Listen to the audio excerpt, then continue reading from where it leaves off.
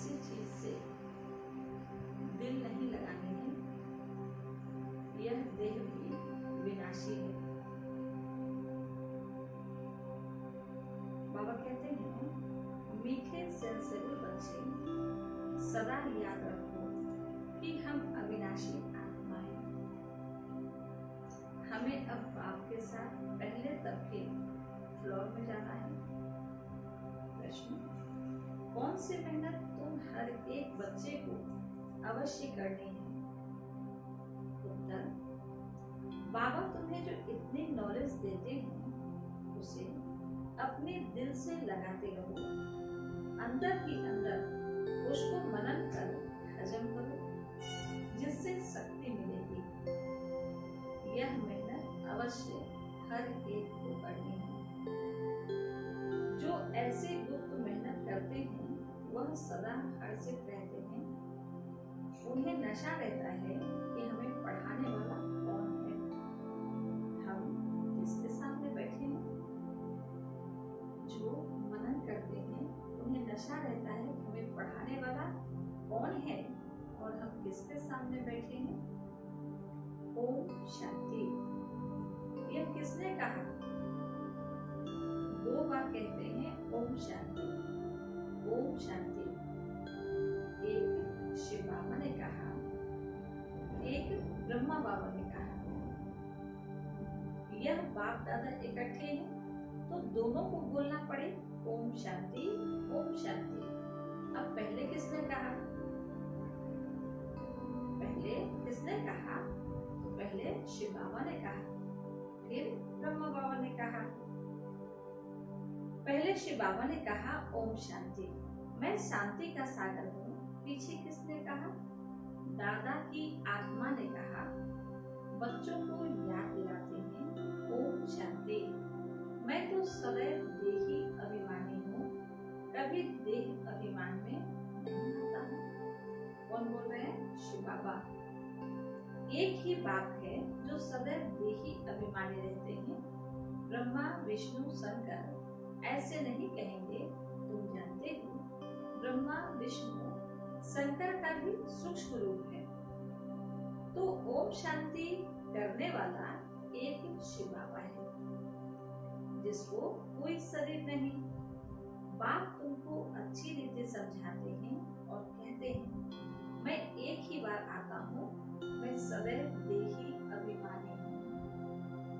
बाबा एक ही बार पूरे कल्प में आते हैं और कहते हैं, मैं देही अभिमानी हूँ, मैं पुनर्जन्म में नहीं आता, इसलिए मेरी महिमा ही न्यारी है। शिव बाबा पुनर्जन्म में नहीं आते, इसलिए उनकी महिमा ही न्यारी है। मुझे कहते हैं निराकार परम पिता परमात्मा। भक्ति मार्ग में भी शिव के लिए कहेंगे निराकार परम पिता परमात्मा। निराकार की पूजा होती है, वह कभी देह में नहीं आते हैं।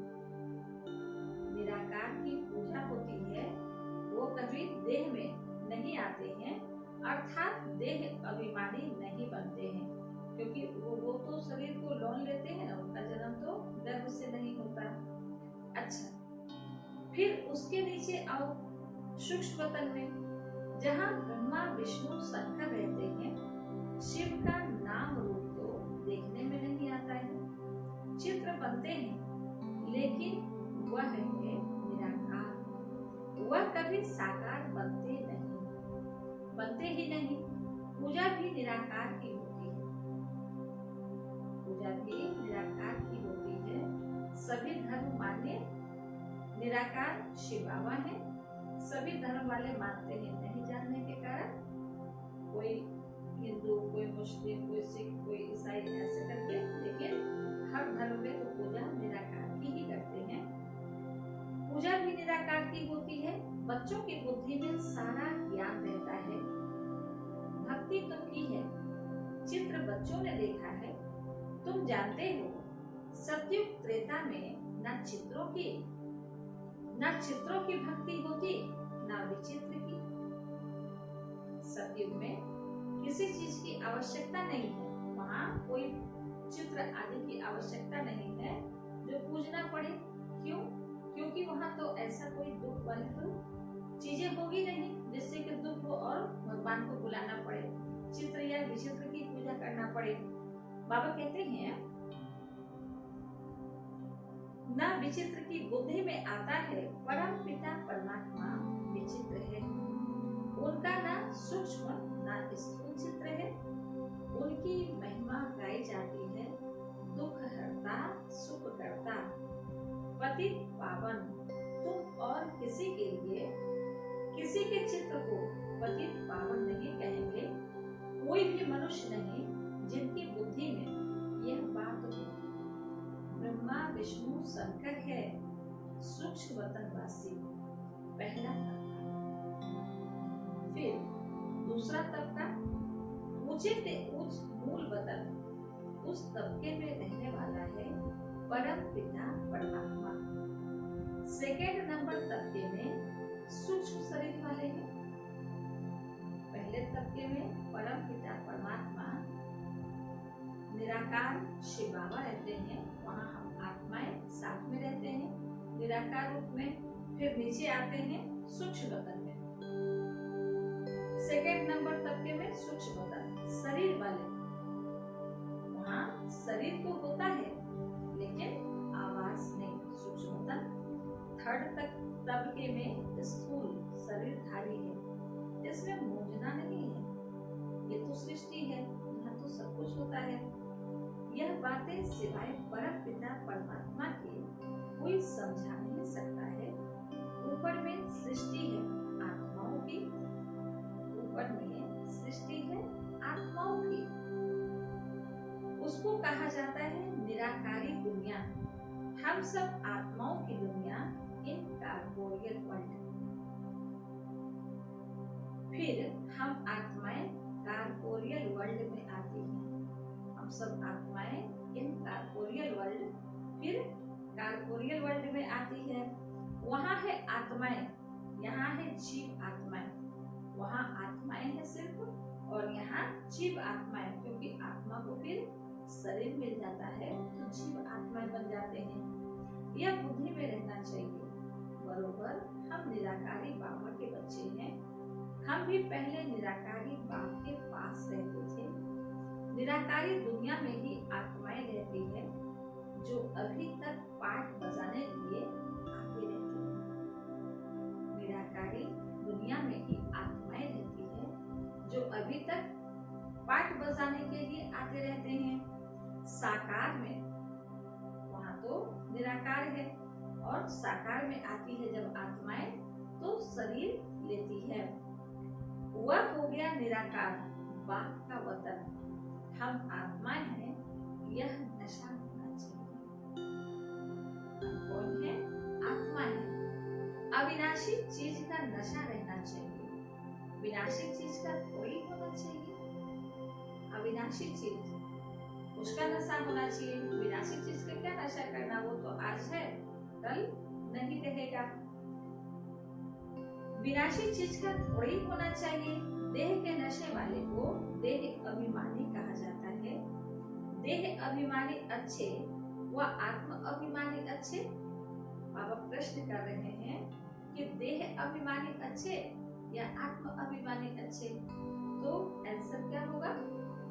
आत्म अभिमानी अच्छे होंगे ना। सेंसिबल कौन? आत्म अभिमानी। आत्मा ही अविनाशी है, देह तो विनाशी है। आत्मा अविनाशी है, ना वो जलती करती मरती है, और देह तो विनाशी है। ये तो 5 तत्वों से मिला है और 5 तत्वों में विलीन हो जाना है। आत्मा कहती है हम 84 देह लेते हैं। हम आत्मा परम धाम में बाप के साथ रहने वाली है। आत्मा कहती है कि 84 जन्म हम लेते हैं और फिर परम धाम में अपने बाप के पास रहने वाली है। वहां से आते हैं यहाँ पाठ बजाने। आत्मा कहती है ओ बाबा, साकारी सृष्टि में है साकारी बाबा, निराकारी सृष्टि में निराकारी बाबा। साकारी सृष्टि में शरीर के पिता और निराकारी सृष्टि में आत्माओं का पिता। आत्माओं का पिता शिव बाबा। यह तो बिल्कुल सहज बात है। अब ब्रह्मा को कहते हैं प्रजापिता ब्रह्मा।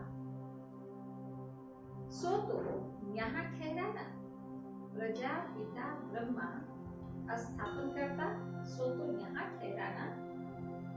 वहाँ हम आत्माएं सब एक बाप के बच्चे ब्रदर्स हैं।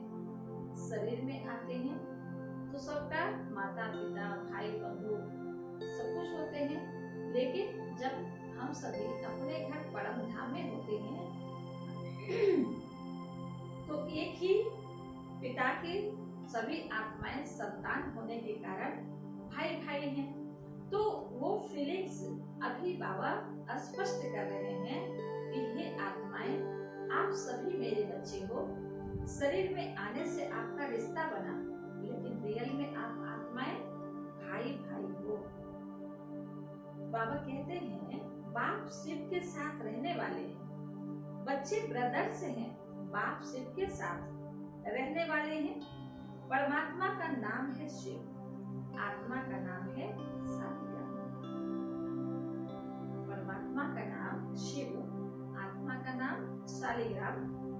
आत्मा का भी रचयिता चाहिए ना, आत्मा का रचयिता चाहिए ना। आत्मा कहाँ से आती है, उसको रचने वाला कौन है, यह भी तो चाहिए ना।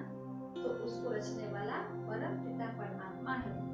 जब सृष्टि लास्ट स्टेज में आ जाती है, लास्ट चरण जब सृष्टि का होता है, तो परम पिता परमात्मा शिव बाबा आते हैं और फिर हम बच्चों को ये सत्य ज्ञान सुनाते हैं जो अभी सुना रहे हैं। दिल में हमेशा बातें करते रहो। जो ज्ञान मिला है वह अपने दिल से लगाने के लिए मेहनत करनी है। आत्मा ही विचार करती है, पहले पहले तो यह निश्चय करो। कोई शरीर विचार नहीं करता, आत्मा विचार करती है, पहले पहले यह निश्चय करो कि हम आत्मा बाप के साथ रहने वाले हैं, हम उनके बच्चे हैं, तो जरूर वर्षा मिलना चाहिए। जब ये निश्चय हो तो नशा चढ़े। हम आत्मा परम धाम में रहने वाली हैं, बाप के साथ रहने वाली हैं, तो बाप अभी आए हैं वर्षा देने, तो निश्चय होगा तो वर्षा लेने में खुशी होगी। यह भी तुम जानते हो कि यह जो आत्माओं का झाड़ है, उनके पहले जरूर बीज होता है। आत्माओं का झाड़ है, झाड़ बनता है बीज से। जैसे जमीन में बीज बोते हैं तो वृक्ष तैयार होता है, झाड़ बनता है। तो जब तक बीज ना बोए तब तक झाड़ भी नहीं बन सकता। तो आत्मा, आत्माओं का पिता परम पिता परमात्मा बीज बोते हैं और फिर धीरे धीरे सृष्टि झाड़ बन जाती है। आत्माएं बहुत ज्यादा आती है और फिर छोटे से बड़े और फिर बहुत बड़े सृष्टि का झाड़ बन जाता है। बाबा कहते हैं उनके पहले जरूर बीज होता है।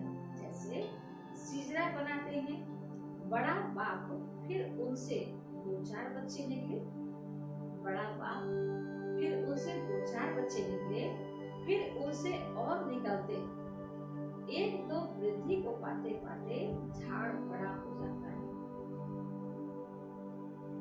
बिरादरी का नक्शा होता है, फलाने से फलाने निकला।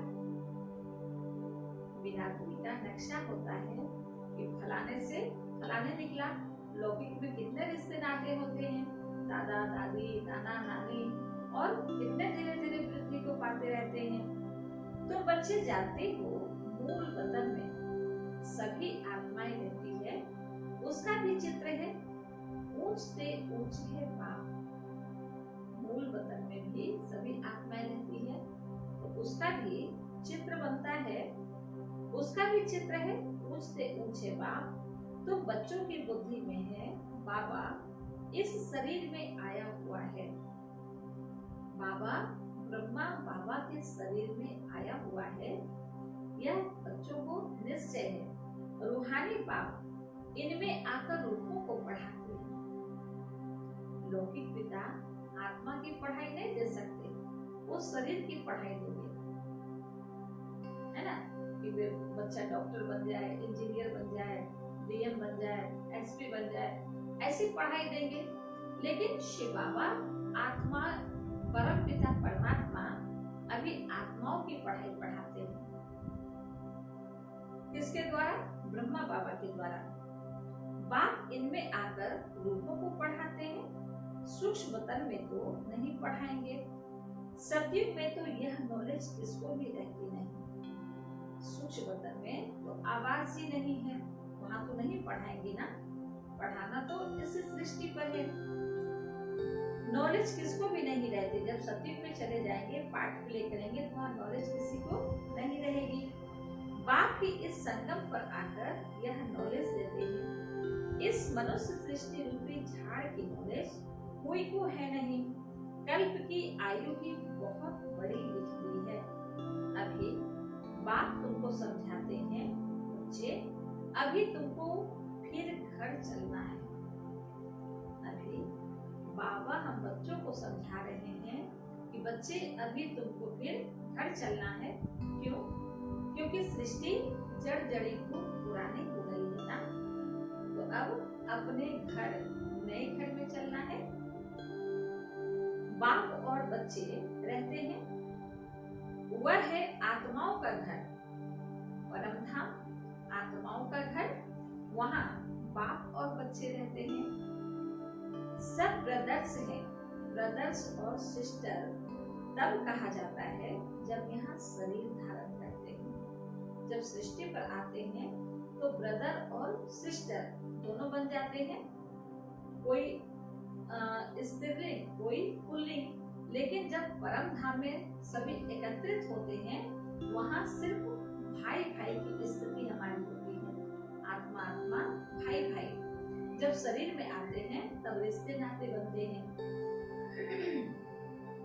भाई का जरूर बाप भी होगा ना, वह है परम पिता परमात्मा। भाई का बाप है परम पिता परमात्मा।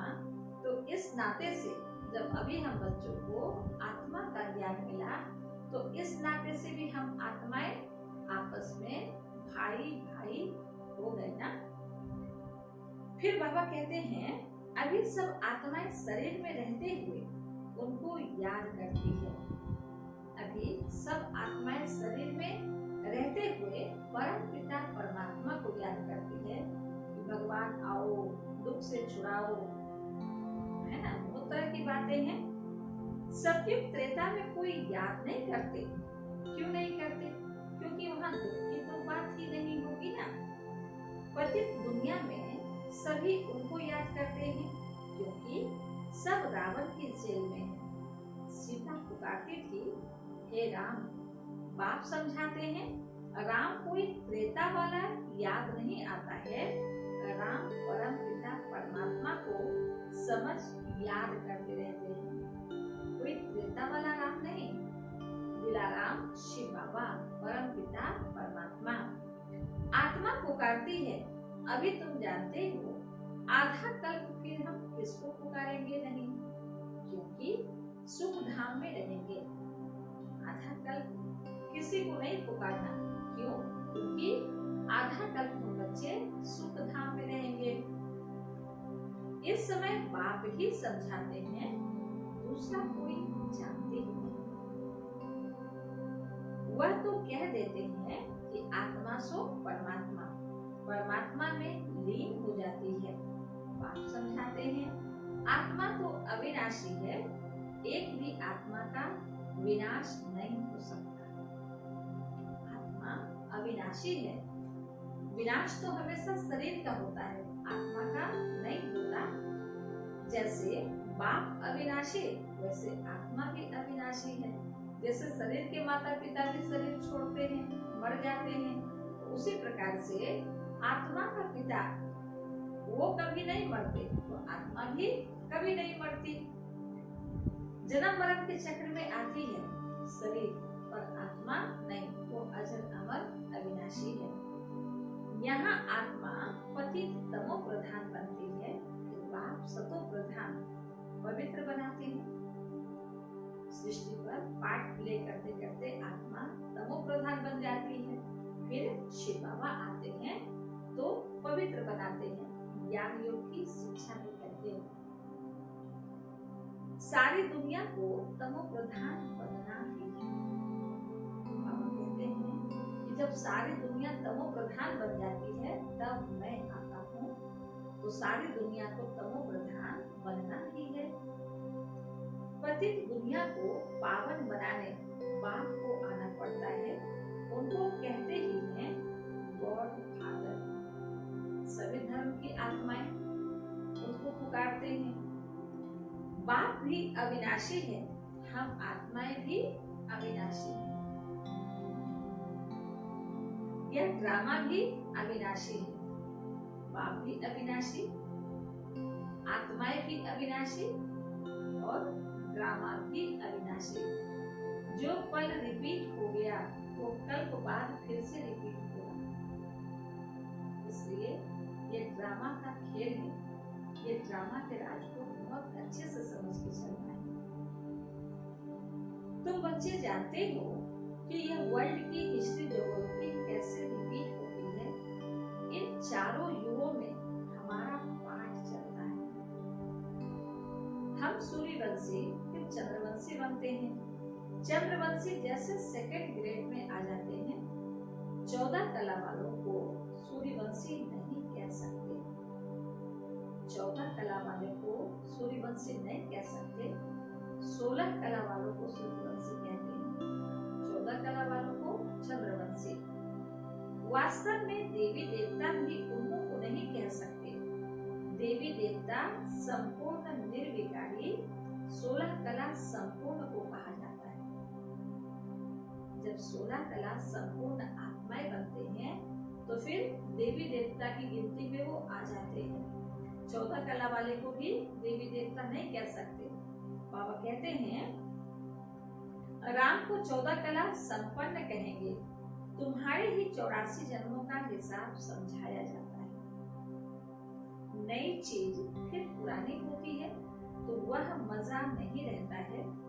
पहले संपूर्ण पवित्र रहते हैं, फिर थोड़े वर्ष पास होंगे तो थोड़ा पुराना कहेंगे।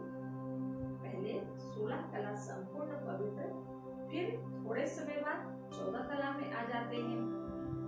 बाबा कहते हैं मकान का भी मिसाल दिया जाता है। ऐसे हर चीज होती है। यह दुनिया भी एक बड़ा मंडपा है। यह आकाश तत्व बहुत बड़ा है। इसका कोई अंत नहीं। इनकी एंड कहाँ है वह निकाल नहीं सकते। आकाश का एंड कहाँ है वह निकाल नहीं सकते। चलते जाओ, एंड हो नहीं सकती। ब्रह्म तत्व की भी कोई एंड हो नहीं सकती। ब्रह्म तत्व जहाँ हम आत्माओं का घर है, परम धाम, वहाँ की भी कोई एंड हो नहीं सकती। यूं साइंस वाले कितनी कोशिश करते हैं एंड देखने की, लेकिन जा नहीं सकते। साइंस वाले नए नए तरीके निकालते रहते हैं, कोशिश करते रहते हैं, लेकिन जा नहीं सकते, अंत पा नहीं सकते। ब्रह्म तत्व बहुत बड़ा बेअंत है।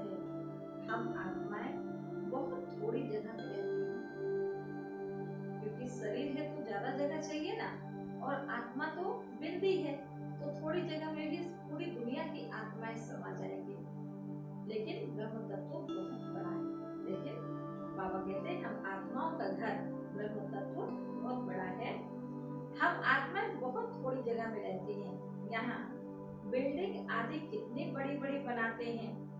स्पेस धरती की बहुत बड़ी है। खेती आदि भी तो चाहिए ना, वहाँ तो सिर्फ आत्माएं रहती है, क्योंकि आत्मा को तो कुछ खाने पीने की आवश्यकता तो है नहीं। जब शरीर आत्मा लेती है तो भूख लगती है, प्यास लगता है, इच्छाएं होती है, और जब आत्मा निराकार रूप में स्थित रहती है तो उनकी कोई अपनी इच्छा नहीं होती। बाबा कहते हैं आत्मा शरीर बिगर कैसे खाएगी, वहाँ तो अभोक्ता है, खाने व भोगने आदि की कोई चीज होती नहीं। बाप समझाते हैं यह ज्ञान तुम बच्चों को एक ही बार मिलता है, फिर कल्प बाद तुम बच्चों को दिया जाता है, तो यह नशा होना चाहिए। यह एक ही बार ज्ञान देने परम पिता परमात्मा शिव बाबा आए हैं। फिर ये कल्प जब 5000 वर्ष बीतेगा तो फिर बाबा आएंगे और फिर ये सारी बातें, ज्ञान की बातें सुनाएंगे। तो नशा होना चाहिए। ओहो, भगवान आए हैं, भगवान बता रहे हैं, तो कितनी खुशी होनी चाहिए। हम देवता धर्म वाले थे, तुम कहते हो बाबा आज से 5000 वर्ष पहले हम आपके पास आए थे। पहले शुरू में जब बाबा से मिलने बच्चे जाते थे तो बाबा पूछते थे, बच्चे आप बाबा से कब मिले थे? तो कई आत्माएं जवाब देते थे और कई आत्माएं मूंझ जाते थे। तो बाबा कहते थे कि आपके टीचर्स ने आपको अच्छे से पढ़ाया नहीं। बाबा कहते हैं आपके पास 5000 वर्ष पहले हम आपके पास आए थे शूद्र से ब्राह्मण बनने, अब फिर हम आपके पास आए हैं। वह निराकार होने कारण तुम कहेंगे दादा पास आए हैं, बाप ने इसमें प्रवेश किया है। बाप कहते हैं जैसे तुम आर्गन्स ले पार्ट बजाते हो, वैसे मैं भी आर्गन्स का आधार लेता हूँ। शिव बाबा कहते हैं कि जैसे तुम बच्चे शरीर का आधार लिए पार्ट बजाते हो, जन्म मरण के चक्र में आते हो, वैसे मैं भी शरीर का आधार लिए पार्ट बजाता हूँ, लेकिन जन्म मरण के चक्र में नहीं आता हूँ। शिव बाबा का एक ही रथ मुकर्रर है, वो भी उसी रथ में आते हैं क्योंकि शास्त्रों में गायन है ब्रह्मा द्वारा स्थापना। वो अभी स्थापना का कार्य शिव बाबा ब्रह्मा बाबा के तन में आकर के कर रहे हैं। फिर बाबा कहते हैं नहीं तो मैं पाठ कैसे बजाऊं? अगर तन का आधार ना ले तो बाबा पाठ कैसे बजाए? शिव जयंती भी मनाते हैं, शिव तो निराकार है, उनकी जयंती कैसे हुई? मनुष्य तो एक शरीर छोड़ दूसरा लेते हैं। आप कहते हैं मैं कैसे आकर तुम बच्चों को राजयोग सिखाऊं? मनुष्य से देवता बनाने के लिए राजयोग बाप भी आकर सिखाते हैं। मुझे ही पति पावन ज्ञान का सागर कहते हैं। शिव बाबा को भी पति पावन और ज्ञान का सागर कहते हैं, क्योंकि पतित्वों को पावन बनाने वाला तो शिव बाबा, और ज्ञान का सागर जो अथाह ज्ञान है वो सिवाय भगवान के और किसी और में नहीं हो सकता। मुझे झाड़ के आदि मध्य अंत का मालूम है। शिव बाबा कहते हैं कि मुझे झाड़ के आदि मध्य अंत का मालूम है। तुम बच्चे समझते हो बाबा इसमें प्रवेश कर हमको सब नॉलेज समझाते हैं। ब्रह्मा विष्णु शंकर के पाठ को भी समझना चाहिए। ब्रह्मा विष्णु शंकर के पाठ को भी समझना चाहिए। बाप को तो समझा है कि वह पति पावन है, हर एक की महिमा अलग अलग, ड्यूटी अलग अलग होती है। प्रेसिडेंट, प्राइम मिनिस्टर आदि बनते हैं। आत्मा कहती है यह मेरा शरीर है, मैं प्राइम मिनिस्टर हूँ। आत्मा कहती है यह मेरा शरीर है, मैं प्राइम मिनिस्टर हूँ। आत्मा शरीर के साथ ना हो तो बोल ना सके। जब तक आत्मा शरीर के साथ ना हो तो बोल ना सके। शिव बाबा भी है निराकार, उनको भी बोलने के लिए कर्मेंद्रियों का आधार लेना पड़ता है। जैसे हम आत्माओं को कर्मेंद्रियों का आधार लेना पड़ता है, वैसे शिव बाबा भी कर्मेंद्रियों का आधार लेते हैं, तभी हम बच्चों को ज्ञान सुनाए, पतित से पावन बनाते हैं। गंगा निकली, इसलिए दिखाते हैं मुख से गंगा निकली। कौन सी गंगा? कोई पानी की गंगा नहीं, ज्ञान गंगा। अब शिव तो है बिंदी, उनको मुख कहाँ से आया? बिंदी को तो कोई मुख नहीं है, अब बिंदी कैसे सुनाए बगैर मुख के? तो इसमें आकर बैठते हैं, उससे ज्ञान गंगा बहाते हैं। ब्रह्मा बाबा के तन में आकर बैठते हैं और ज्ञान गंगा बहाते हैं। बाप को ही सब याद करते हैं, हे पति पावन आओ, हमको इस दुख से छुड़ाओ। बच्चे भगवान को याद करते हैं कि पति पावन आओ, क्योंकि बच्चों को अभी बाबा जो पढ़ाई पढ़ा रहे हैं तो कुछ ना कुछ तो थोड़ी बहुत याद होती है ना, क्योंकि आत्मा तो वही है, हर शरीर चेंज होते रहता है। तो आत्मा को थोड़ा थोड़ा लगता है कि कोई तो है जो मुझे पावन बनाने वाला है, जो मुझे पावन बना सकता है। ना जानने के कारण भी आत्मा पति पावन बाप को याद करती रहती है। इसको हमको इस दुख से छुड़ाओ, वही बड़े से बड़ा सर्जन है, उसमें ही पतितों को पावन बनाने का ज्ञान है। सर्व पतितों को पावन बनाने वाला एक सर्जन है। सतयुग में सब निरोगी है, एक ही सर्जन शिव बाबा है और जो पतितों को पावन बना सकते हैं। और सतयुग में सब निरोगी है, क्योंकि सतयुग में सब निरोगी होते हैं, क्योंकि वहाँ आत्मा शुद्ध और पवित्र जाती है, तो तन भी स्वच्छ, शुद्ध और पवित्र, और प्रकृति भी शुद्ध और पवित्र। यह लक्ष्मी नारायण सतयुग के मालिक हैं। इसको ऐसे कर्म किसने सिखाए जो ऐसे निरोगी बने? इसको लक्ष्मी नारायण को ऐसे कर्म किसने सिखाए जो ऐसे निरोगी बने? बाप ही आकर श्रेष्ठ कर्म सिखलाते हैं। यहाँ तो कर्म ही कूदते रहते हैं। सतयुग में तो ऐसे नहीं कहेंगे कि कर्म ऐसे हैं। यहाँ कुछ ऐसी वैसी बात हुई, कर्म कूदने लग पड़ते हैं, लेकिन सतयुग में ऐसे नहीं कहेंगे। वहाँ कोई दुख रोग होता नहीं, यहाँ तो एक दो को दुख ही देते रहते हैं। सतयुग त्रेता में दुख की बात होती नहीं, जो कहा जाए कि यह कर्मों का भोग है। यह कहते हैं ना कि कर्म का भोग है, लेकिन वहाँ तो ऐसी कोई बात ही नहीं होती जो कहा जाए कि कर्म का भोग है। कर्म अकर्म विकर्म का अर्थ कोई समझ ही नहीं सकते, समझ ही नहीं सकते हैं। तुम जानते हो हर एक चीज पहले सतो प्रधान, फिर सतो रजो तमो बनती है। सतयुग में 5 तत्व भी सतो प्रधान रहते हैं। हमारे शरीर भी सतो प्रधान प्रकृति के होते हैं, क्योंकि वहाँ 5 तत्व भी सतो प्रधान होते हैं। ये शरीर भी सतो प्रधान पवित्र होते हैं। सतो प्रधान प्रकृति के होते हैं। फिर आत्मा की 2 कला कम होने से शरीर भी ऐसे बनते हैं। सृष्टि की भी 2 कला कम हो जाती है।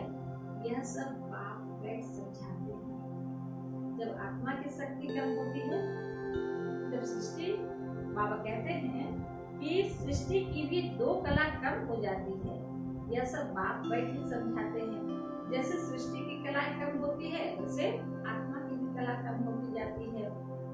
दूसरा कोई समझा न सके यह ज्ञान, सिवाय परम पिता परमात्मा के दूसरा कोई समझा न सके। अच्छा, मीठे मीठे सिक लगे बच्चों प्रति माता पिता बाप दादा को याद प्यार, गुड मॉर्निंग। याद प्यार और गुड मॉर्निंग। रूहानी बाप की रूहानी बच्चों को नमस्ते। हम रूहानी बच्चों की रूहानी माता पिता बाप दादा को याद प्यार, गुड मॉर्निंग और नमस्ते नमस्ते नमस्ते। शुक्रिया बाबा, शुक्रिया। धारणा के लिए मुख्य सार। पहली पॉइंट, अभी से ही बाप की श्रीमत पर ऐसे कर्म करने हैं जो फिर कभी कर्म कूटने कर्मों की सजाएं ना खानी पड़े। आगे से ही ऐसे कर्म करने हैं जो फिर कभी कर्म भोगना ना पड़े। दूसरी पॉइंट, किसी भी विनाशी चीज का नशा नहीं रखना है। यह देह भी विनाशी है, इसका भी नशा नहीं रखना है। सेंसिबल बनना है, यह देह का भी नशा नहीं होना है, सेंसिबल बनना है। दान में आज बाबा कहते हैं, फरमान की पालना द्वारा सर्व आत्माओं को खत्म करने वाले माया पुरुष भव। अमृत बेले से लेकर रात तक दिनचर्या में जो भी फरमान मिले हुए हैं, उसी प्रमाण अपने वृत्ति, दृष्टि, संकल्प, स्मृति, सर्विस और संबंध को चेक करो।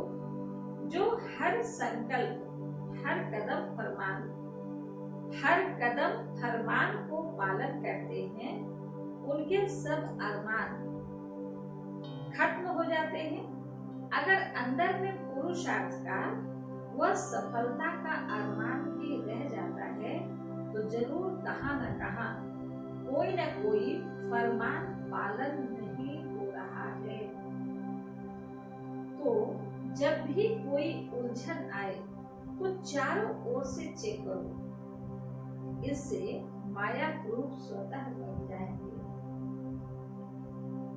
स्लोगन, अपने सूक्ष्म कमजोरियों का चिंतन करके उन्हें मिटा देना, यही स्वचिंतन है। अपने सूक्ष्म कमजोरियों का चिंतन करके उन्हें मिटा देना, यही स्वचिंतन है। अच्छा, ओम शांति।